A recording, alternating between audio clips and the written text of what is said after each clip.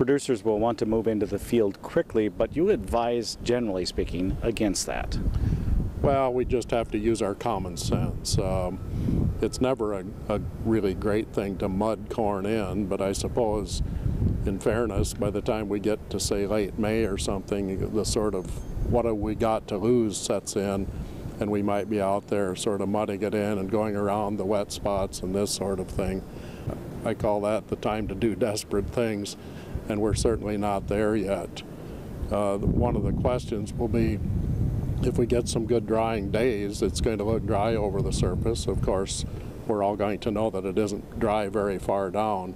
Our soil temperatures really haven't reached the point yet where they're going to dry quickly to any depth below just the top surface when we get some wind and some higher temperatures. So it will dry eventually, but the temptation now is going to be to go out there and do what we have to help ourselves pretend that we're doing a good job of planting.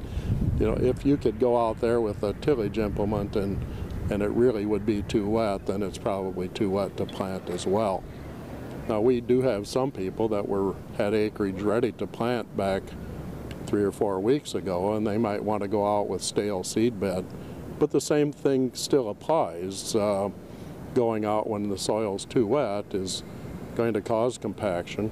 If we could keep that compaction to between the rows, we get a little bit of an advantage.